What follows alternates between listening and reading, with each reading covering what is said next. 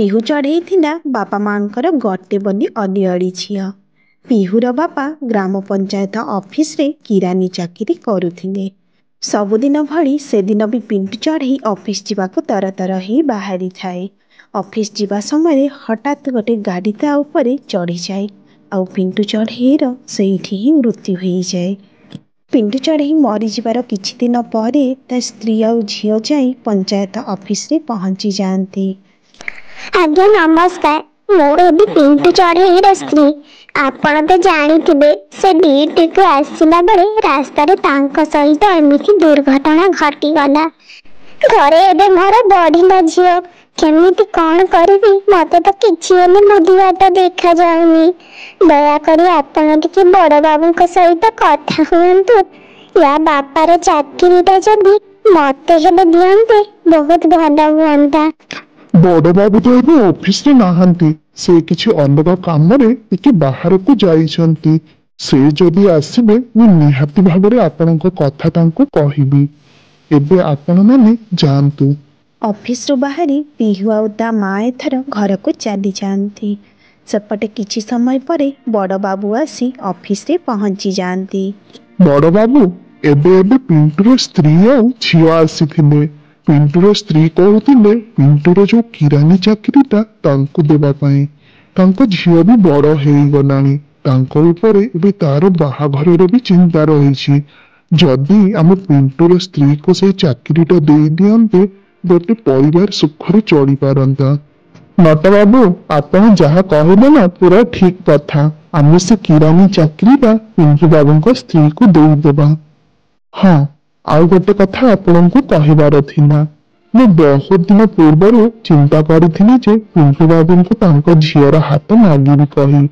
ଆପଣ ତ ଜାଣିଥିବେ ବେଳେ ବେଳେ ପିଣ୍ଟୁ ବାବୁଙ୍କ ଝିଅ ତାଙ୍କ ବାପାଙ୍କୁ ଖାଇବା ଦେବାକୁ ଆସନ୍ତି। ମୁଁ ସେତେବେଳେ ତାଙ୍କୁ ବହୁତ ଥର ଦେଖିଛି। ବହୁତ ଭଲ ଝିଅଟା, ଆଉ ମତେ ଏମିତି ହିଁ ଗୋଟେ ଶାନ୍ତ ନିରୀହ ଝିଅ ଦରକାର। ଆପଣ ଯଦି ମୋର ବିବାହ ପ୍ରସ୍ତାବ ନେଇ ତାଙ୍କ ଘରେ ପକାନ୍ତେ ବହୁତ ଭଲ ହୁଅନ୍ତା। ବାବୁ, ଆପଣ ତ ହେଲେ ବଡ଼ ବାବୁ। ଆପଣ ଏଇ ଗାଉଁଲି ଗରିବ ଝିଅ ପାଖରେ କାହିଁକି ବାହା ହେବେ କହୁଛନ୍ତି? ଆପଣଙ୍କ ପାଇଁ ତ କେତେ ବଡ଼ ଘରୁ ପ୍ରସ୍ତାବ ଆସିବ। ଏମାନେ ବହୁତ ଗରିବ ଲୋକ, ଆପଣଙ୍କୁ କିଛି ହେଲେ ଦେଇପାରିବେନି। ଆପଣ ଏଇଠି ବାହା ହୁଅନ୍ତୁନି। ନଟବାବୁ, ଭଗବାନଙ୍କ ଦୟାରୁ ମୋ ପାଖରେ ସବୁ କିଛି ଅଛି। ମତେ କାହା ପାଖରୁ କିଛି ନେବାର ଦରକାର ନାହିଁ। ଆପଣ ବିବାହ ପ୍ରସ୍ତାବ ପକେଇ ଦିଅନ୍ତୁ। ଠିକ ଅଛି ଆଜ୍ଞା, ଯେମିତି ଆପଣଙ୍କର ଇଚ୍ଛା। ମୁଁ ମୋ ସ୍ତ୍ରୀକୁ କହିଦେବି, ସେ ଯାଇ ପିଣ୍ଟୁ ବାବୁଙ୍କ ସ୍ତ୍ରୀ ସହିତ କଥା ହେଇଯିବେ। ସେପଟେ ନଟବାବୁଙ୍କ ସ୍ତ୍ରୀ ବବଲିପାରା ଯାଇ ପିଣ୍ଟୁଙ୍କ ସ୍ତ୍ରୀ ପାଖରେ ପହଞ୍ଚି ଯାଆନ୍ତି। ଆରେ ଚାନ୍ଦିନୀ, କହନି ତୋ ଝିଅର ତ ଭାଗ୍ୟ ପୁରା ଫିଟିଗଲା। ୟାକୁ ବଡ଼ ବାବୁ ବାହା ହେବେ କହୁଛନ୍ତି। ସେଇ ପ୍ରସ୍ତାବ ନେଇ ମୁଁ ତୋ ପାଖକୁ ଆସିଛି। ହେଲେ ଭଉଣୀ, ସେ ତ ବହୁତ ବଡ଼ ଲୋକ, ଆଉ ମୋ ପାଖରେ ଏତେ ସମ୍ପତ୍ତି କାହିଁ ଯେ ମୁଁ ମୋ ଝିଅକୁ ଏତେ ବଡ଼ ଘରେ ବାହା ଦେବି? ଆରେ ନା, ଜାନି ଯୌତୁକ ତାଙ୍କର କିଛି ହେଲେ ଲୋଡ଼ା ନାହିଁ। ସେ ତ କହୁଥିଲେ ଗୋଟିଏ ଲୁଗାରେ ଝିଅକୁ ବାହା କରି ଧରିଯିବେ। ଇଚ୍ଛା ନଥିଲେ ବି ପିହୁର ମା ବାହାଘର ପାଇଁ ରାଜି ହେଇଯାଆନ୍ତି। କିଛି ଦିନ ପରେ ପିହୁର ବାହାଘର ବଡ଼ବାବୁ ରୋଶନ ସହିତ ହେଇଯାଏ ଆଉ ରୋଶନ ବୋହୂକୁ ନେଇ ଘରେ ଆସି ପହଞ୍ଚି ଯାଆନ୍ତି। ଛି, କେଉଁ କାଙ୍ଗାଳ ଘରୁ ଝିଅ ଖଣ୍ଡେ ଉଠେଇ ଆଣିଲୁ? ମୁଁ ତତେ ବାରମ୍ବାର ମନା କରିଥିଲି ନା ସେ କାଙ୍ଗାଳ ଘରୁ ବାହା ହଅନି କହି। ତୁ ହେଲୁ ଗୋଟେ ବଡ଼ ବାବୁ, ଦେଖିଲା ବେଳେ ବିନା ଯୌତୁକରେ ଏ ଅଇଁଠା ଖାଇକୁ ଉଠେଇ ଆଣିଲୁ। ଛି ମା, ତମେ ଏମିତି କଣ କଥା କହୁଛ? ଇଏ ପରା ତମର ବୋହୂ, ଆଉ ସେ ବି ନୂଆ ବୋହୂ। ଘରେ ନ ପଶୁଣୁ ତମେ ଏମିତି କେମିତି କଥା କହିପାରୁଛ? ଯାହା ହେଲେ ବି ମୁଁ ତାଙ୍କୁ ବାହା ହେଇ ଆଣିଛି। ଆଜିଠାରୁ ସେ ହେଲେ ମୋ ସ୍ତ୍ରୀ ଆଉ ତମର ପୁଅ ବୋହୂ। କଣ କହିଲୁ ପୁଅ ବୋହୂ? ତୁ ଯଦି ନା ଗୋଟେ ଧନୀ ଘରୁ କାଣି ହଉ କୁଜି ହଉ କେମିତି କିନା ଛୋଟି ବୋହୂ ଗୋଟେ ବି ଆଣିଥାନ୍ତୁ ନା, ମୁଁ ତାକୁ ବୋହୂ ବୋଲି ସ୍ୱୀକୃତି ଦେଇଥାନ୍ତି। ଯାହା ହେଲେ ବି ସେପଟୁ ମତେ ଭରି ଯୌତୁକ ମିଳିଥାନ୍ତା। କିନ୍ତୁ ତୁ ତ ଏଇ କାଙ୍ଗାଳ ଘରୁ ବାହା ହେଇ ଆଣିଲୁ। ଦେଖୁଛୁ ତା ଲୁଗାର ଅବସ୍ଥା ଦେଖ, କେଉଁଠୁ ଗୋଟେ 50 ଟଙ୍କିଆ ଲୁଗା ପିନ୍ଧି ବାହା ହେଇ ଚାଲି ଆସିଛି। ତମେ ତ ଏମିତି ଭାଷା କେବେ ହେଲେ କୁହନି। ଏସବୁ କଣ କହୁଛ ମୁଁ କିଛି ବୁଝିପାରୁନି। ତମେ ଦୟାକରି ଏସବୁ କଥାବାର୍ତ୍ତା ବନ୍ଦ କର। ଆମେ ବାହାଘର ପରେ ବହୁତ ଥକି ଯାଉଛୁ ବିଶ୍ରାମ ନେବୁ। ତମର ଏସବୁ କଥା ଶୁଣିବା ପାଇଁ ମୋ ପାଖରେ ସମୟ ନାହିଁ। ହାୟ ରେ ଭଗବାନ, ଏଇ ଦିନ ମତେ ଦେଖିବାର ବାକି ଥିଲା। ମାଇକିନା ଘରେ ପାଦ ନ ଦଉଣୁ ପୁଅର ରଙ୍ଗ ପୁରା ବଦଳି ଗଲା। ମୁଁ ଆଉ କଣ କରିପାରିବି? ଯା ଯା ଯା, ଥକି ଯାଇଛୁ ନା, ତୁ ଆରାମ କର। ହେଲେ ଜାଣିଥା, ମୁଁ ୟା ଜୀବନ ଏଇଠି ନର୍କ କରିଦେବି। ବାହାଘର ପରେ ପିହୁ ଘରର ସବୁ କାମଧନ୍ଦା କରିବାକୁ ଲାଗେ। ଯେତେ କାମ କଲେ ବି ଶାଶୁଙ୍କ ମନକୁ ପାଏନି। ଆଲୋ ଏ ଭିକାରୁଣୀ, କୁଆଡେ ଗଲୁ? ଆସିବୁ। ଶାଶୁ କୁନ୍ତଳାଙ୍କ ଡାକ ଶୁଣି ପିହୁ ଆସି ସେଇଠି ପହଞ୍ଚିଯାଏ। ଆଲୋ ଏ ପଳାମୁହିଁ, ମାଗଣା ଖାଇ ଖାଇ ତୋର ତ ବେଶ ଦେହ ଏଠି ଲାଗିଗଲାଣି। ତ ମାକୁ ଏବେ ଏବେ ଫୋନ କର, ଆଣି ମତେ 5 ଲକ୍ଷ ଟଙ୍କା ଦେଇଯିବ। ମୋ ପୁଅ ହେଲା ବଡ ବାବୁ। ଆଉ ଯଦି ମୁଁ ବାହାରୁ ଆଜି ବାହାଘର କରିଥାନ୍ତି ନା, 10 ଭରି ସୁନାକୁ ଆହୁରି ତା ଉପରେ ମତେ 10 ଲକ୍ଷ ଟଙ୍କା ମିଳିଥାନ୍ତା। ମା ମତେ ଦୟା କରନ୍ତୁ, ମା ଦୟା କରନ୍ତୁ। ମୋ ମା ବହୁତ ଗରିବ। ବାପା ଚାଲି ଗଲା ପରେ ସେଇ ଯୋଉ କିରାନୀ ଚାକିରି ଖଣ୍ଡେ ପାଇ ସେ ତାର ଘର ଚଳଉଛି। ତାକୁ ଦେଖିବା ପାଇଁ ବି କେହି ନାହାନ୍ତି। ଆଉ ମୋ ବାପାଙ୍କର ଯେତିକି ସମ୍ପତ୍ତି ଅଛି, ଆମର ଯାହା କିଛି ବି ଅଛି, ଯଦି ମା ବିକ୍ରି କରିଦେବ ନା, ହେଲେ ବି 5 ଲକ୍ଷ ଟଙ୍କା ହେବନି। କ୍ଷମା କରନ୍ତୁ ମା, କ୍ଷମା କରନ୍ତୁ। ମା ମୋର ଏତେ ସବୁ ଦେଇପାରିବନି। ତ ମା ଯଦି ପଇସା ଦେବେନି ନା, ତୁ ଏଇଠି ଚଳି ପାରିବୁନି, ମନେ ରଖିଥା। ସନ୍ଧ୍ୟା ସମୟରେ ରୋଶନ ଅଫିସରୁ ଆସି ନିଜ ରୁମରେ ବସିଥାଏ। ଶୁଣୁଛ, ମୋ ଦେହଟା ଜମା ବି ଭଲ ଲାଗୁନି। କାହିଁ କେଜାଣି ମୁଣ୍ଡ ବହୁତ ବୁଲାଉଛି। ଆଉ ଏତେ ବଡ଼ ଘରର କାମ ମୁଁ ଏକୁଟିଆ ଜମାରୁ କରିପାରୁନି। ତମେ ଯଦି ଗୋଟେ ଚାକରାଣୀ କହିଦିଅନ୍ତ, ହେଲେ ମୋର ଟିକେ ସାହାଯ୍ୟ ହେଇଯାଆନ୍ତା। ଆଚ୍ଛା ପିହୁ, ତମ ଦେହ ଭଲ ଅଛି ତ? ନା ହସ୍ପିଟାଲ ଯିବା ଦେଖେଇବା ପାଇଁ? କଣ ତମେ ଏତେ ଦୁର୍ବଳ ଦେଖାଯାଉଛ? ତମେ ନା ବହୁତ ଜଲ୍ଦି ବାବା ହବାକୁ ଯାଉଛ, ଆଉ ମୋ ମା, ସେଇଥିପାଇଁ ହିଁ ଦେହଟା ଦୁର୍ବଳ ଲାଗୁଛି। ଆରେ ବାଃ, ମୁଁ ବାପା ହବାକୁ ଯାଉଛି। ଏଇଟା ତ ବହୁତ ବଡ଼ ଖୁସି ଖବର ପିହୁ। ତମେ ଜମାରୁ ଚିନ୍ତା କରନି। ମୁଁ କାଲି ହିଁ ଗୋଟେ ଚାକରାଣୀ ଠିକ କରିଦେବି। ତମେ ବିଶ୍ରାମ ନିଅ। ସେପଟେ ସକାଳୁ ସକାଳୁ ଆସି ଚାକରାଣୀ ଘର ପୋଛିବା ଆରମ୍ଭ କରିଦିଏ। ଘର ପୋଛିବା ଆବାଜ ପାଇ କୁନ୍ତଳା ଆସି ସେଇଠି ପହଞ୍ଚିଯାଏ। ଆଲୋ ଏଇ ଟକି, ତତେ ଏଇଠି କିଏ ଆସି ଘର ପୋଛିବାକୁ କହିଲା? ନା ମନେ ମନେ ଆସି ପୋଛି ପକଉଛୁ? ତୋର ଏଇ ଯୋଉ କାମ ନା, ମୁଁ ଜମାରୁ ଟଙ୍କାଟିଏ ବି ତତେ ଦେବିନି। ଆରେ ଆରେ, ଏ ବୁଢୀଟାର କେତେ ମୁହଁ ବା। ୟାର ବହୁ ଏଇଠି କେମିତି ଚଳୁଥିବ ମୁଁ ତ କିଛି ଚିନ୍ତା କରିପାରୁନି। ଆରେ ଏଇ ବୁଢୀ, ମତେ ତ ପୁଅ ମାନେ ବଡ ବାବୁ କହିଛନ୍ତି ଘରର ସବୁ କାମ ଧନ୍ଦା କରିବାକୁ। ଆଉ ତୁ ମତେ କାଇଁ ପଇସା ଦେବୁ? ମତେ ପରା ବଡ ବାବୁ ପଇସା ଦେବେ। ହଉ ନା ହେଲା, ଯେତେବେଳେ ମୋର ମୁହଁ ଏତେ ଚିହ୍ନି ଗଲେଣି ନା, ମୋ ଗୁଣ ବିଷୟରେ ବି ଟିକେ ଜାଣିଯା। ଯଦି ଏବେ ଏବେ ତୁ ମୋ ଘର ଛାଡି ନ ଯାଇଛୁ ନା, ଏଇଠି ଏଇ ପଛା ବାଡିରେ ପିଟି ପିଟି ତ ଜୀବନ ନେଇନେବି। ଯା କହୁଛି, ଜଲ୍ଦି ବାହାରି ଯା ମୋ ଘରୁ। ଜଗୁଟା ହିଁ ବୁଢୀ କେଉଁଠିକାର।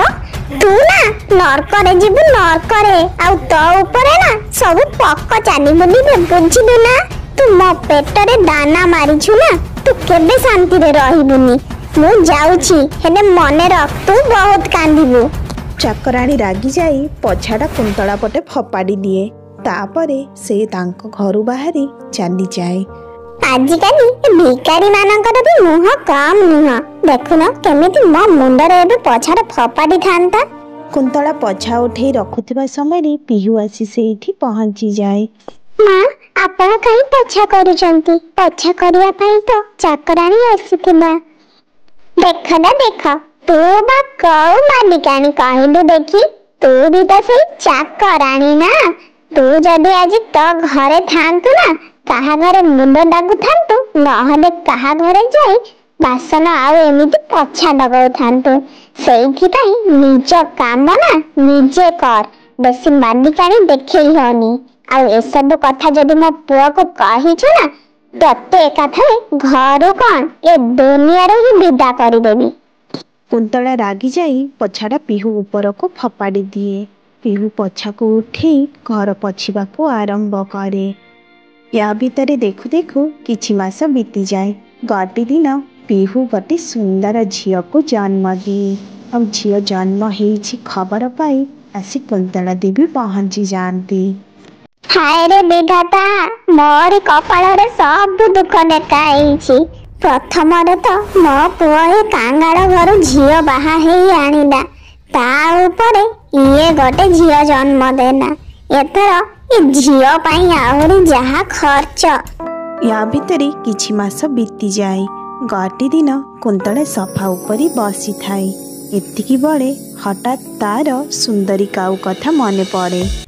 ଆଚ୍ଛା, ସୁନ୍ଦରୀ କାଉ ବି ତ ତାର ପ୍ରଥମ ପୁଅ ବୋହୂ ଆଉ ନିଜ ନାତୁଣୀକୁ ମାରି ଏଥର ଦ୍ୱିତୀୟ ପୁଅ ବୋହୂ ଆଣିଛି। ସେ ବି ଧନୀ ଘରୁ ଯୌତୁକ ଆଣିଥିଲା ଯେ ଗାଡ଼ିରେ ଅଣ୍ଟୁ ନଥିଲା। ମୁଁ ଯାଏ ସୁନ୍ଦରୀ ଘର ଆଡ଼ୁ ଗଲେ ଟିକେ କିଛି ବୁଦ୍ଧିବାଟ ଦେଖାଯିବ। କୁନ୍ତଳା ଏମିତି ଚିନ୍ତା କରି ଯାଇ ସୁନ୍ଦରୀ ଘରେ ପହଞ୍ଚିଯାଏ। ସୁନ୍ଦରୀ ସେତେବେଳେ ଘର ପୋଛା ଲଗାଉଥାଏ। ଶାଶୁମା, ଜଲ୍ଦି ଜଲ୍ଦି ହାତ ଚଲାଉନ, ଏଇଠି ପୋଛା କାମ ସରିନି, ସେପଟେ ରୋଷେଇ କାମ ହେଇନି। ତମେ କଣ ଭାବୁଛ ଏସବୁ କାମ କିଏ କରିବ? ମୋ ବାପା ତ କହିଥିଲେ ମୁଁ ଏଇଠି ପୁରା ରାଣୀ ହେଇ ରହିବି, ରାଣୀ। ମୁଁ ଘରର କୌଣସି କାମ ଧନ୍ଦା କରିପାରିବିନି। ଆଉ ହୁସିଆର କହିଦଉଛି, ତମେ ଯେମିତି ତମର ପ୍ରଥମ ପୁଅ ବୋହୂ ଆଉ ନାତିଣୀକୁ ମାରିଛ ନା, ସେସବୁ କଥା ମତେ ଭଲ ଭାବରେ ଜଣାଅଛି। ଭୁଲରେ ବି ମୋ ସହିତ ସେମିତି କରିବାକୁ ଚେଷ୍ଟା କରିବନି। ତମର ମନେ ଅଛି ତ, ମୋ ବାପା ହେଲେ ଓକିଲ, ଆଉ ତମମାନଙ୍କୁ ଏମିତି ଦଫା ଲଗେଇବି ନା ଚକି ପିସୁଥିବ ଆଉ ମୋ ଗୁଣ ବି ଗାଉଥିବ। ସୁନ୍ଦରୀର ବୋହୂ ଗରି ଏଥର ବାହାରି ସେଇଠୁ ଚାଲିଯାଏ। ସୁନ୍ଦରୀ ଭଉଣୀ, ତମର ଏ କି ଦଶା ହେଲା? ତମେ ଘର ପୋଛୁଛ? ଯାହା କୁହ କୁନ୍ତଳା ଭଉଣୀ, ମୋର ପ୍ରଥମ ବୋହୂ ନା ପୁରା ସୁନା ମୁଣ୍ଡାଟା ଥିଲା, ମୋର ବହୁତ ସେବା କରୁଥିଲା। ହେଲେ ସେ ଗରିବ ଘରୁ ଥିଲା କହି ମୁଁ ତା ସହିତ ବହୁତ ଅନ୍ୟାୟ କଲି। ତାକୁ ଆଉ ତା ଝିଅକୁ ଗ୍ୟାସରେ ଜାଳି ପୋଡ଼ି ମାରିଦେଲି। ହେଲେ ଏ ଯୋଉ ବୋହୂ ଯୌତୁକ ଆଣିଛି କହି ମତେ ପୁରା ଚାକରାଣୀ ଭଳିଆ ଖଟାଉଛି। ସୁନ୍ଦରୀ କାଉ ପାଖରୁ ଏମିତି କଥା ଶୁଣି କୁନ୍ତଳା ଦେବୀ ବହୁତ ଡରିଗଲେ। ସେ ମନେ ମନେ ଚିନ୍ତା କଲେ ସେ ବହୁତ ବଡ଼ ଭୁଲ କରିବାକୁ ଯାଉଥିଲେ।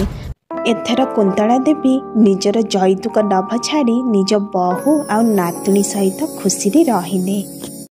କାବ୍ୟା ସବୁଦିନ ଭଳି ସେଦିନ ବି କୂଅ ମୂଳରେ ବସି କପଡ଼ା ସବୁ ଧୋଉଥାଏ। ଏତିକି ବେଳେ ଶାଶୁ ରତ୍ନା ଦେବୀ ବୋହୂ କାବ୍ୟା ଉପରେ ପାଟି କରି କରି ମେଞ୍ଚେ କପଡ଼ା ଆଣି କାବ୍ୟା ପାଖରେ ଫିଙ୍ଗି ଦିଅନ୍ତି। ରତ୍ନା ଦେବୀ କାବ୍ୟାକୁ ଜମା ହେଲେ ଭଲ ପାଆନ୍ତିନି, କାହିଁକି ନା ବାହାଘରର 2 ବର୍ଷ ହେଇଯାଇଥିଲେ ବି କାବ୍ୟା ମା ବନି ପାରିନଥାଏ। ଆରେ ଏ ବଡ଼ା ମୁହିଁ, ଆଜି ଦିନଟା ସାରା କଣ ତୋର କପଡ଼ା ଧୁଆରେ ଯିବ? 2 ଘଣ୍ଟା ହେଲାଣି, ଏବେରୁ ତୋର କପଡ଼ା ଧୁଆ ହେଇନି? ଆହୁରି ତ ବାକି କାମ ସବୁ ପଡ଼ିଛି, ସେସବୁ କିଏ କରିବ? ସ୍ୱର୍ଗରୁ ତ ବାପା ମା ଆସିବେ କଣ ସେସବୁ କାମ କରିବାକୁ? ମା, ଦୟାକରି ମୋ ବାପା ମାଙ୍କୁ କିଛି କୁହନ୍ତୁନି ମା, ତାଙ୍କର କିଛି ହେଲେ ଦୋଷ ନାହିଁ। ସେମାନେ ତ ମୁଁ ଯେବେ ଜନ୍ମ ହେଲି ତେବେ ହିଁ ଆଖି ବୁଜି ଦେଇଥିଲେ। ସେମାନଙ୍କୁ ତ ତାଙ୍କ ଝିଅ ବିଷୟରେ କିଛି ହେଲେ ଜଣା ନାହିଁ। ମୁଁ କେମିତି ଅଛି, କେମିତି ଚଳୁଛି। ମା, ମୁଁ ସବୁ କିଛି କାମ କରିଦେବି। ଏମିତିରେ ବି ଆମ ଘରରେ ସମସ୍ତଙ୍କର କପଡ଼ା ବହୁତ ସାରା ବାହାରୁଛି, ଆଉ ମିନୁ ତ ଟିକେ ହେଲେ କାମରେ ହାତ ଲଗାଉନି। ଏକୁଟିଆ କାମ ସାରୁ ସାରୁ ଡେରି ତ ହବ। ଆଲୋ ଆଲୋ ଆଲୋ, ଏ ବାଞ୍ଝଟାର ପୁଣି ମୁହଁ କେତେ, ଲାଜ ସରମ ସବୁ ଖାଇଗଲୁଣି ବୋଧେ ନା? ଏତେ ସଜେଇ ଗଜେଇ ହେଇ କଣ ଘଇତା କରିବାକୁ ବସିଛୁ? ଏଆଡେ ତ ଛୁଆ ଗୋଟିଏ ଜନ୍ମ କରିପାରୁନୁ। ଧନ୍ୟ ତ ଜୀବନ, ତା ଉପରେ ମୋ ମୁହଁରେ ପୁଣି ଜବାବ ଦଉଛୁ ନା? ଜଲ୍ଦି ସେ କାମ ସବୁ ସାରି ଘରକୁ ଆ, ଆହୁରି କାମ ପଡ଼ିଛି। ରତ୍ନା ଦେବୀ ଘରକୁ ଚାଲିଯିବା ପରେ କାବ୍ୟା ପୁଣି ଥରେ ତାର କପଡ଼ା ଧୋଇବାକୁ ଲାଗେ। ସେପଟେ काव्यार सान जा मीनू घर भितर सफा उपरे बसी थाए। ठीक एतिकी बेले सासू रत्ना देवी मीनू पाई किछि फल काटी प्लेट रे धरी आसंती। मीनूर बाहाघर एई 2 मास पूर्वरु ही हेइथिला। 2 मास पुरुनु सासू रत्ना देवी जानिबाको पाइले जे तांको बहु मीनू गर्भवती अछि। सेइथिपाई सासू रत्ना देवी मीनूर बहुत जत्न नउथिले। आडमा मीनू भद की खाइबु पीबु हेले सेना तो पीड़ा हृष्ट पृष्ट हब। तू तो टिके भी भद की खिया पिया करुनु। देख एमिति रे मु बहुत रागिबी। मते ना बसी बसी जमारू खाइबा को इच्छा होनी। दीदी केते भल काम सब करूछंती। मते भी सेमिति काम दाम करबा को इच्छा होउची। खबरदार कहूची तू से काव्या सहित निजर तुलना करिबुनी। तार तो छुआ पिला नहीं बांझीरा हे घूरी बुलुची। से जदि काम धंदा न करिबो आउ करिबो किए। काव्या आउ मीनू कहिबाकू तो गोटे घरर 2 बहु थिले हेले सेमाने 2 मास भितरे केबे हेले कथा हेई नाहांती। काव्या सबुबले मीनू को ईर्षा करे काहेकि ना से बाहाघर परे परे ही गर्भवती हेइछि। सेइथिपाई ता मनरे बहुत कष्ट। सांग माने वीडियो रे कोन लाइक फाइक आसुनी चैनल को भी कोन सब्सक्राइब करू नाहांती। एमिति रे नुआ नुआ वीडियो केमिति देखिबे चैनल को सब्सक्राइब करंतु। गोटे दिन काव्या दीपहर समय निज बेडरूम रे बसी थाए। एतिकी बड़े मीनू जाई सेठी पहुंची जाए और सीधा काव्यार गड़ धरी पकाए। दीदी दया करी मते क्षमा कर दियो दीदी। आज जदि घरे तमर एमिति अवस्था अछि ता पाई मु ही दाई। मु जदि आगो गर्भवती हेई न थांती हेले सासू माँ केबे हेले तम ऊपर एते अत्याचार करि न थांते। मते क्षमा कर दियंतु दीदी। अरे मीनू तू आगो मो गड़ छाड़ी दो। कहि ना मो गड़ काहे की धरि रखिछु। छाड़ छाड़ गड़ छाड़। अरे मीनू तू कौन पागेलीटा मते काहे भूल मागुछु कहबु देखी। एटा तो आम घर पाई बहुत बड़ गोटे खुशी खबर जहा कि तू आमको देइछु। ना दीदी ना तमे जानिछ मोर जबे पिला हेई जिवो ना देखिबो एमाने मते घर पिटी बाहर करि देबे। मु तमको एई कथाटा कहि दउची मने रखिबो दीदी। अरे मीनू तू तो आम घर वंश बढ़ेबू तते किए कहीं घर तरिबो। मीनू आउ काव्या एमिति कथा होउथिबा समय रे सेठी मीनूर देढ़सुर राजू आसी पहुंची जाते। मीनू जेमिति देढ़सुर को आसीबार देखिछि सेमिति रूम रु बाहरी चली जाए। सेपटे काव्या भी बिछणारू अनेई आसी राजू सामने रे ठिया हेई जाए। कहिबाकू तो राजू काव्यार स्वामी किंतु से केबे हेले काव्या सहित भलरे पदे कथा भी हुएनी। अच्छा ए मीनू पानी के आने रूम को आसीतिला से तुमको कौन से भी पढ़ितिला कि। अरे ना ना से सब झियो पिलांका कथा आमे दुहे तो एमिति ही कथा होउथुलु। कहिला कि तमे आज मीनू कथा काहे के पचारुछ। राजू काव्या को किछि हेले उत्तर दिएनी और रूम रु बाहरी चली जाए। मते तो किछि हेले बुझा पड़ुनी। सेपटे मीनू कहूची पिला हेला परी ताको समस्त घर बाहर कर देबे। एपटे राजू पचारुछंती मीनू काहे कि मो पाखको आसीथिला कहि। ई सब कोन होउची। राजू तो केबे कहा कथा मते पचारंतीनी किंबा मो संगरे तो कथा भी हुअंतीनी। तबे एमिति कोन रहिछि कि आज मीनू कथा पचारिले। यारी भितरे देखु देखु किछि मास बीती जाए आउ मीनूर पिला हेबार समय भी आसी पहुंची जाए। हेले मीनू निजको रूम भितरे कबाट दे बंद करी रखे। आलो माँ मीनू कबाट खोल माँ चाल आमे मेडिकल जीवा। तोर पिला हेबार समय हेई गलानी तू आउ घरे जमारू रहनी। कबाट खोली दे माँ। मीनू मीनू कबाट खोल मीनू। तमे मां को कथा मानो हॉस्पिटल को जाओ। घर रहिने एमिति किछि हेबनी। मीनू कबाट खोल मीनू। ना ना मु कुआडे भी जीबिनी। मु एठी रहिबी। एठी मो पिला जन्म हबा। हेले दीदी को तमे खाली भीतर को टिके पठी दियो। काव्या मीनू रूम को आसीबा बेले मीनूर पिला जन्म हेई सारी थाए। दीदी दीदी मो पिला जन्म हो सारी मो पिला को ये कम्बल भितर दे देइछि दया करी तमे ए पिंडा को नहीं एठु कोठी दूर जगह को चली जाओ जेमिति एमाने तुमको आउ खोजी पारिबेनी। ए कौन कहू मीनू मु तो पिंडा को नहीं कुआडे जीबी मोर तो एठी निजर कही केही नाही बापा माँ तो केबेरु चली जाइछंती जो दादा खोड़ी भी थिले से माने बाहाघर परे आ मो मुह चाहिलेनी ए पिंडा को नहीं जीबी कुआडे याको केमिति पारिबी मु तो किछि बुझी पारुनी। तमे चिंता करनी दीदी मु तुमको गोटे एड्रेस दउछि तमे से एड्रेस से जीवो। मीनू निज पिला को काव्या हाथ को टेकी दिए या परे जाई बाड़ीपट कबाटटा खोली दिए आउ काव्या से पिला को धरी मीनूर बाप घर को चली जाए। काव्या मीनूर बाप घरे पहुँची से कम्बल को काढ़ी दिए सेते बड़े देखे ता भितरे गोटे टेडी अछि तार तो मुंड बुलेई जाए से किछि हेले कथा बुझी पारेनी। हे भगवान एंते केमिति होला मीनू तो पिला को मते कमरे रे गुड़े देथिना आ मु सेमिति ही धरी घरे आसी पहुंचली हेले ए पिला टेरी केमिति ही गला मु तो किछि हेले बुझी पारुनी। माँ काव्या से टेडी पाखरे कौन गोटे चिठीटा पढ़ी देखिलु पढ़ तो। दीदी मते क्षमा करी देबे मु आपनको बहुत बड़ा कथा गोटे लुचेइछि आपण निजको बांझ बोली भाबंती हेले आपण बांझ नुहंती मु बाहागर पड़े पड़े ही जानिबाकु पाइथिली जे राजू भाई आउ पिंटू केबे हेले बापा बनी पारिबेनी। दीदी तमर दोष नहीं कि मोर भी दोष नहीं दोष अछि तो से दी भाईकर जहाँ पाई कि तांको घरे पिला जन्म हेई पारुनी हेले से माने आमको ही निंदा देबे सेइथि पई मु मां हबार नाटक करिथिली हेले से माने जहाँ हेले भी जानी पकेइबे एई कथाटा मु जानिथिली।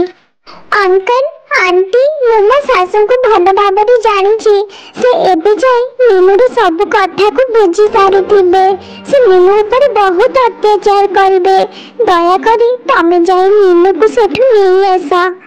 ना ना माँ तू से सब कथा जमारू चिंता करनी से माने तो ऊपर जो अत्याचार करिसंती आ तो स्वामी ये सब कथा जानी भी जेते बड़े चुप रही तो ऊपर दशंडा दी ना से तो फल निहाती पाइब देखिबु मु पुलिस रे खबर देबी आउ एबे ही जाउछि मीनू को से घर धरिकी आसीबी।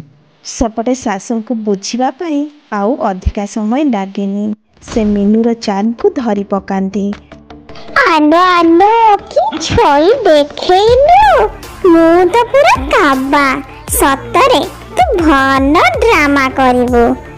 सासू रत्ना देवी मीनू को गाड़ी करुथिबा समय रे सेठी जाई मीनूर बापा पहुंची जांती। बस थाऊ मो झियो को तमे आउ धमकी दे पारिबनी बुझिल तमे जो पाप करिछ ना तार कर्मफल तमे जाई जेल रे ही भोगिबो पुलिस आसुची तमको नेबा। मीनूर बापा मीनू को घर को नहीं पड़े आसंती आउ काव्या भी मीनू सहित तारी बाप घरे रुहे।